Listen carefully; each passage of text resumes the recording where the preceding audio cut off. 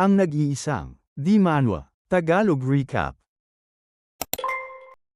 Sa simula ng kabanata, kinumpirma ng dating kaibigan na isa siyang broker at may dahilan kung bakit siya naroon.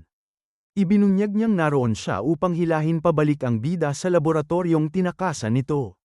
Nabigla ang bida sa revelasyong iyon at hindi makapaniwala sa kanyang naririnig. Habang nakapatong ang kamay sa isang bakal na beam, ginamit ng umaatake ang kanyang kakayahan at ginawa itong mga blade. Biglang may isang blade na lumipad patungo sa binata ngunit bahagya niya itong naiwasan. Ginamit niya ang kanyang bilis upang makaiwas, ngunit patuloy siyang hinabol ng kanyang kaibigan gamit ang sandata nito. Tumalon pa atras ang bida at naghanda sa susunod na galaw ng traidor na kalaban. Sa isang malakas na sipa, sinubukan niyang tamaan ang kaibigan, ngunit madali itong nakaiwas. Napagtanto ng bida na hindi siya sinusubukang pigilan ng kanyang kaibigan kundi tuluyang tapusin siya. May galit na tingin, naunawaan ng binata na ang layunin ng dati niyang kaibigan ay alisin siya roon. Kumuha siya ng isang metal na plato at ginamit yun bilang panangga laban sa mga atake ng kalaban. Tinamaan siya ng blade ng umaatake, at naisip ng bida kung talagang isusuko siya nito. Sumigaw siya sa kanyang kaibigan na magising ito at sinabing hindi niya alam kung ano ang nangyayari rito. Ngunit malamig siyang tinitigan ng kaibigan at sinabing wala nang kailangang pag-usapan. Sinabi na lamang nitong magpahuli na siya at ipinagpatuloy ang pag-atake. Tumagos ang blade sa metal na plato at naitulak pa atras ang binata dahil sa lakas ng tama. Nasa lupa, kinagat niya ang kanyang labi sa sakit at galit dahil sa ganoong pagtataksil. Sinigawan niya ang kaibigan at tinanong kung nababaliw na ba ito at kung may koneksyon pa rin ba ito sa laboratorio. Hawak ang metal na plato, tumayo siya at sumigaw na gumising ito mula sa kanyang tila pagkabaliw. Tinawag niya itong tanga at naghanda na lumaban ng buong lakas. Sa sandaling yun, may galit na ekspresyon, naghanda ang kanyang kaibigan para sa panibagong pag-atake gamit ang matatalim nitong blade. Tumalon ito at umatake sa bida ng napakabilis, pinuputol ang lahat ng madaanan. Bahagyang nakaiwas ang bida at napagtanto niyang hindi siya makalapit sa kalaban. Sinubukan niyang humanap ng butas sa depensa ng kanyang kaibigan, ngunit kahanga-hanga ang bilis nito. May masamang ngiti, sinabi ng umaatake na walang silbi ang pagtakas at naghanda para sa huling hampas. Ginamit niya ang kanyang kakayahan at maraming blade ang sumulpot mula sa metal na sahig upang bitagin ang bida. Isa sa mga blade ang tumusok sa leeg ng binata, kaya siya ay naipit at hindi na makagalaw. May ekspresyon ng matinding desperasyon, napagtanto niyang pinlano ng kanyang kaibigan ang lahat mula pa sa simula. Nakatuon ang eksena sa mukha ng bida na ngayon ay napapalibutan at nasa matinding panganib. Tinitignan siya ng kanyang kaibigan nang may panalong tingin at sinabing hindi siya makakatakas sa bitag na iyon. Naiisip ng bida na talagang ibebenta siya ng dati niyang kaibigan pabalik sa laboratorio. Sa desperasyon, napasigaw ang binata at tinanong kung bakit niya ito ginagawa at kung wala ba siyang pakialam sa kanyang paghihirap. Ngunit malamig na sumagot ang dati niyang kaibigan na wala siyang pakialam at naghanda ng umatake. May galit na ekspresyon, nagpa siya ang bida na kung ganito ang mangyayari, lalaban siya. Sinubukan niyang magpakawala ng sipa, ngunit madaling nakaiwas ang umaatake. Dahil dito, tinamaan siya ng blade ng kalaban at tumulo ang dugo mula sa kanyang bibig. Gayunpaman, nagulat ang traidor nang makita na napigilan ng kamay ng binata ang kanyang atake. Walang pag-aatubili, nagpakawala ang binata ng isang malakas na suntok na tumama diretso sa baba ng dati niyang kasama. Lubos na naguluhan ang umaatake at nagtaka kung ano ang nangyari.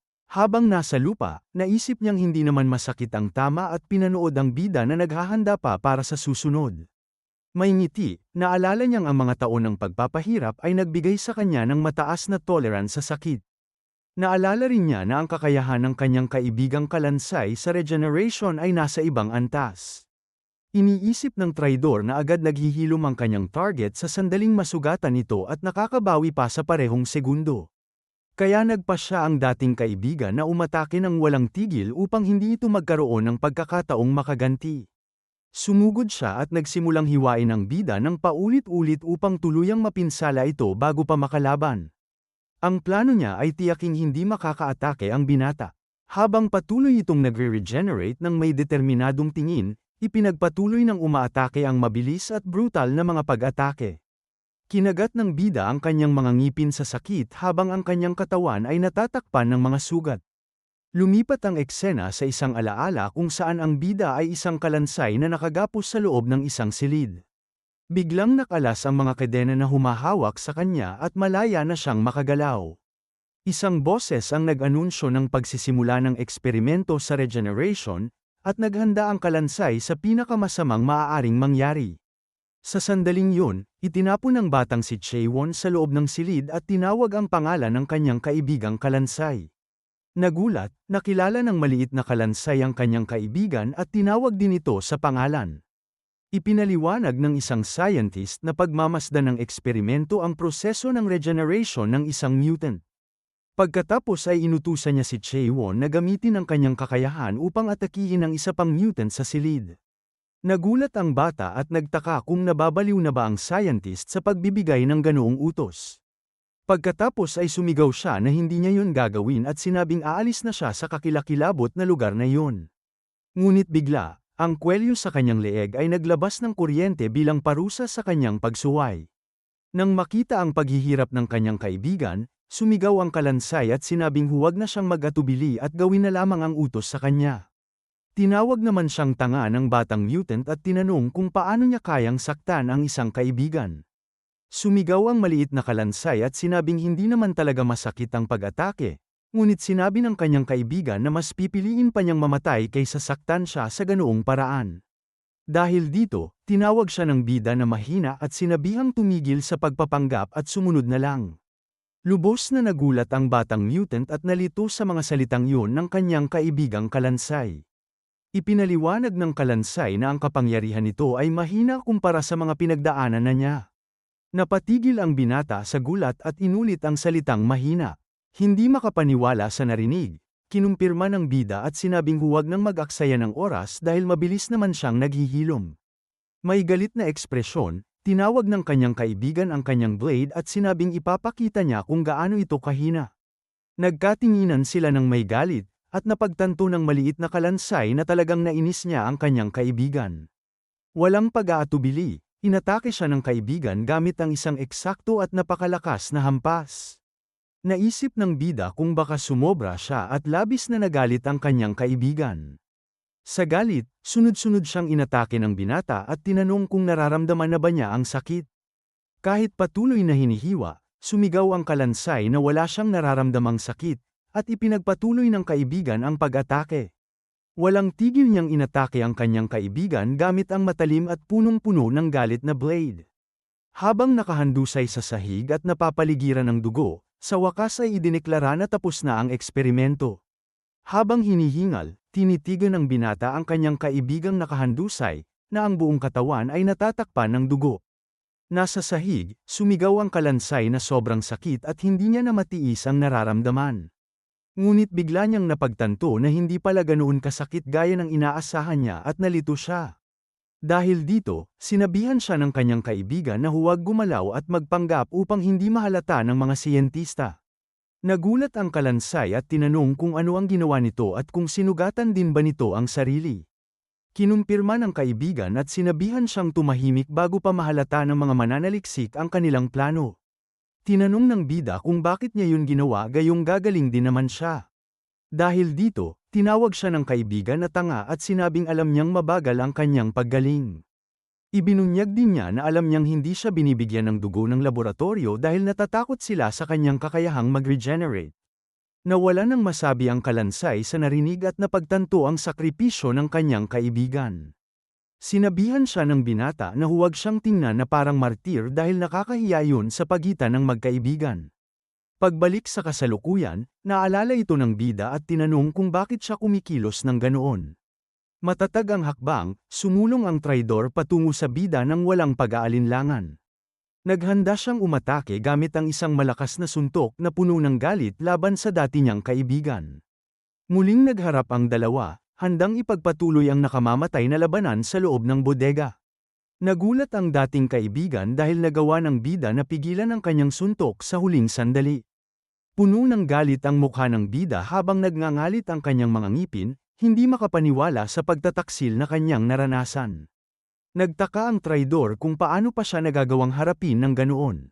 Kahit malubha na ang kanyang mga sugat, ngumiti ang binata at naghanda na kontrahin ang atake ng dati niyang kaibigan. Sa isang iglap, nakapagpakawala siya ng isang hampas na nagpalipad sa kalaban, at sumigaw na labis na siyang naiinis. Inilagay ng bida ang kanyang kamay sa sahig at sinubukang tumayo upang ipagpatuloy ang laban. Pagkatapos ay sumigaw siya na hindi siya lalaban at sinabihan ang dati niyang kaibigan na umalis na sa lugar. Ngunit tinawag siya ng umaatake na katawa-tawa dahil lumalaban pa rin siya kahit sa dami ng kanyang sugat. Sinabi nito sa binata na sumuko na dahil sa kahit anong paraan ay ibibigay niya ito sa laboratorio. Pagkatapos ay binanggit ng traidor ang mga bagong kaibigan ng bida at nagbanta habang may malamig na titig. May ngiti, tinanong nito kung uunahin ba niyang habulin ang dalawang estudyanteng yun. Nang marinig ang banta, hinarang ng binata ang blade gamit ang kanyang sariling braso at nagtamo ng matinding sugat. Kumalat ang dugo sa sahig ng bodega habang lalong umiinit ang laban. Kahit sugatan, hinawakan ng bida ang dati niyang kaibigan at hindi ito pinakawalan. Ngumiti ang traidor at sinabing sa wakas ay kaharap na niya ito. At tinanong kung mahalaga ba ang kanyang mga kaibigan.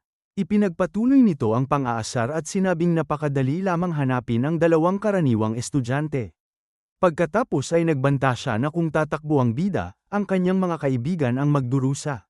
Sa matinding galit, hinawakan ng bida ang mukha ng traidor upang tuluyan itong patahimikin. Nakatuon ang eksena sa kamay ng binata na tumatakip sa bibig ng dati niyang kaibigan, nagulat na gulat. May nakamamatay na tingin, binalaan ng bida ang traidor na huwag siyang lalampasan sa hangganan. Sumigaw siya na sina Haiji at Teigo ay mga kaibigan din niya at hindi niya hahayaang may mangyari sa kanila. Sinabi ng binata na nais niyang marinig ang dahilan ng kanyang kaibigan dahil minsan silang naging magkaibigan. Pagkatapos ay nakita ang kanyang mutant na puso na kumikislap sa napakalakas na kapangyarihang puno ng galit at puot. Sinabi niyang wala na siyang pakialam sa dahilan nito at tatapusin na niya ang traidor ngayon.